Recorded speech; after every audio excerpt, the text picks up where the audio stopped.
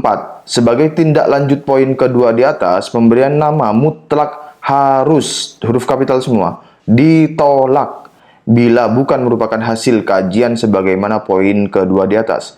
Misalnya, pemberian nama yang merupakan hasil dari, tanda kutip, dawuh atau perintah tokoh tertentu tanpa mekanisme poin kedua, atau berdasar mimpi.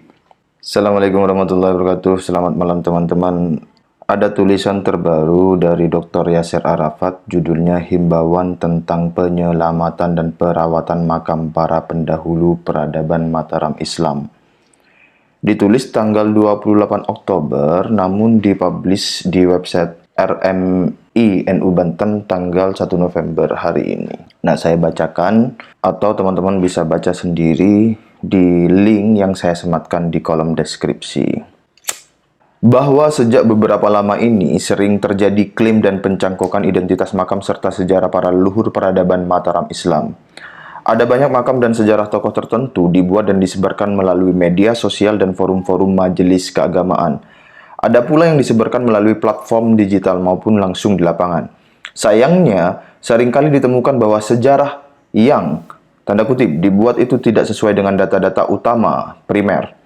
Mulai data primer berupa manuskrip berisi silsilah dan babat yang menjelaskan sejarah serta pernazaban keluarga besar anak-anak keturunan Mataram Islam, hingga data primer berupa, tanda kutip, layang kekancingan atau dokumen resmi silsilah anak keturunan tokoh Mataram Islam.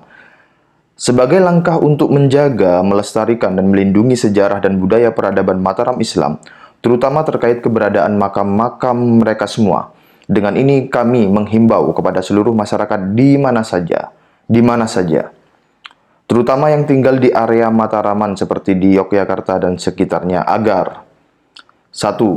Bila ada orang dari luar wilayah sebuah desa yang menyatakan bahwa di desa tersebut terdapat makam sepuh dan atau menyatakan bahwa makam sepuh di desa tersebut beridentitas A, B, atau C, maka wajib diminta, tanda kutip, bukti tertulis, baik berupa manuskrip atau sumber kepustakaan lain yang dapat dipertanggungjawabkan secara ilmiah, logis, dan argumentatif.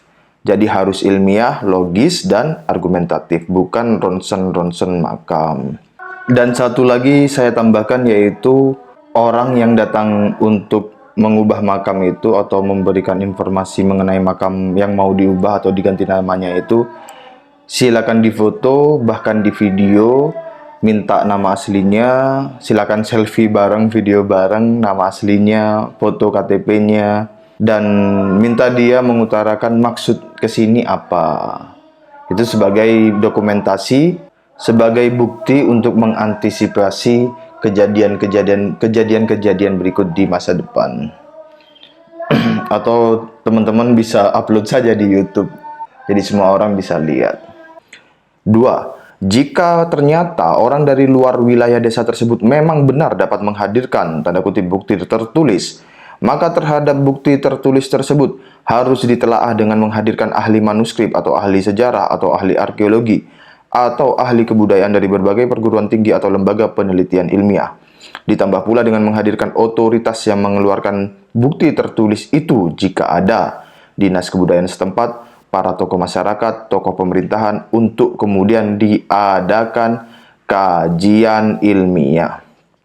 3. Terkait, tanda kutip, pemberian nama atas satu makam di satu wilayah agar masyarakat secara keseluruhan jangan pernah mau menuruti pemberian nama tersebut, kecuali jika telah dibuktikan melalui mekanisme poin kedua di atas, yaitu melalui kajian ilmiah.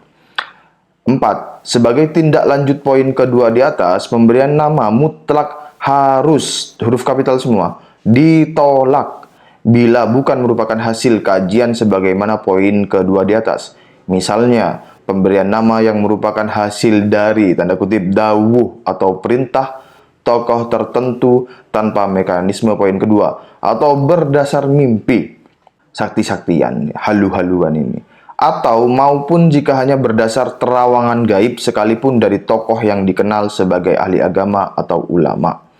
5. Jika pemberian nama ditemukan melalui mekanisme poin kedua, lalu ternyata nama itu terkait dengan sejarah keraton, maka semua pihak di desa itu harus berkoordinasi, memberitahu, dan meminta arahan terlebih dahulu dengan keraton terkait, terutama untuk memeriksa nama yang ditemukan tersebut berdasarkan data dan sejarah sahih yang tertera di keraton.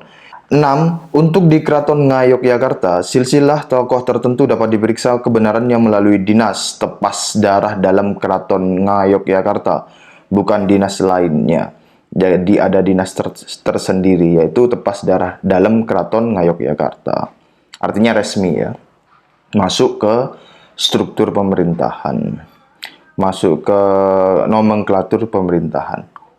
Jika ada silsilah tokoh yang dikatakan merupakan orang Keraton Yogyakarta, namun silsilah itu tidak merujuk pada data tepas darah dalam Keraton Ngayogyakarta, maka dipastikan itu silsilah palsu. Sementara untuk keraton lainnya, bisa diperiksa kepada dinas yang berwenang terkait silsilah pada masing-masing keraton terkait. 7. Kebenaran data suatu makam tokoh yang disebut sebagai istri, putra-putri dan menantu Sri Sultan Hamengkubuwono I-9 dapat dirujuk ke dalam serat Raja Putra yang ditulis oleh KPH Mandoyo Kusuma dan diterbitkan oleh Museum Keraton Ngayogyakarta Hadiningrat. Naskah inilah yang menjadi rujukan utama perihal nama-nama anak turun Sri Sultan Hamengkubuwono I-9. Di lapangan sering ditemukan klaim bahwa makam tokoh yang telah disebut sebagai anak, menantu hingga istri Sultan Keraton Ngayogyakarta ternyata justru tidak ditemukan datanya di tepas darah dalam Keraton Ngayogyakarta dan tidak ditemukan pula di serat Raja Putra. Jadi di poin 8 ini dikatakan sering ditemukan klaim, berarti sudah sering. Artinya sudah ada mekanisme untuk mengantisipasi fenomena-fenomena semacam ini. Poin 9. Sering pula terjadi kelompok atau oknum tertentu telah mengklaim satu makam dengan mengaku bahwa mereka telah melihat data asli di keraton. Jadi ini juga sering ini. Ternyata setelah diperiksa dan dikonfirmasi langsung ke keraton, yang disebut data asli, yang disebut tanda kutip data asli tersebut justru tidak ada. Bahkan sering terjadi pula kelompok atau oknum tersebut atas perintah atasannya, tanda kutip, memaksa pihak keraton untuk mengesahkan makam dan sejarah tokoh yang mereka klaim itu. Jadi ada sering pemaksaan ya. 10. Ditambah lagi, banyak makam telah disebut sebagai tanda kutip tokoh keraton atau tokoh dengan nama tertentu oleh satu kelompok berdasarkan tanda kutip data yang mereka punya. Sayangnya, ketika diminta agar datanya dipublikasikan atau dibuka ke publik, jawabannya adalah belum saatnya dibuka. Tentu saja ini jawaban rancu. Makamnya telah diklaim dan disebar-sebar luaskan atas dasar klaim itu. Namun, mengapa masih bilang datanya belum saatnya dibuka? 11. Dalam hal akhirnya telah ditemukan nama tokoh untuk sebuah makam berdasarkan penelaahan atas bukti tertulis dan hasil kajian sebagaimana poin kedua di atas, lalu akan dilaksanakan pemugaran makam atau pembangunan lokasi. Hendaknya semua pihak berkoordinasi atau meminta arahan terlebih dahulu kepada Balai Pelestarian Cagar Budaya (BPCB) yang sekarang berganti nama menjadi Balai Pelestarian Kebudayaan. Mengapa? Tanda tanya. Sebab di lapangan ada banyak makam-makam tua yang hilang nilai sejarah kunonya karena terjadi pemugaran tanpa mengindahkan ilmu kecagar budayaan. Demikian himbauan ini dibuat untuk menjadi maklumat dan perhatian kita semua. Sejarah desa kita merupakan bagian dari bangunan besar sejarah bangsa Indonesia. Oleh karena itu, jangan pernah kita menganggap remeh dan menelantarkannya. Terlebih lagi, jangan sampai ada akuisisi sejarah dan pencangkokan identitas makam tokoh sejarah di desa kita masing-masing. Amin. Yogyakarta, 28 Oktober 2023. Kempalan Parta Budaya Mataram Islam, Kertabumi.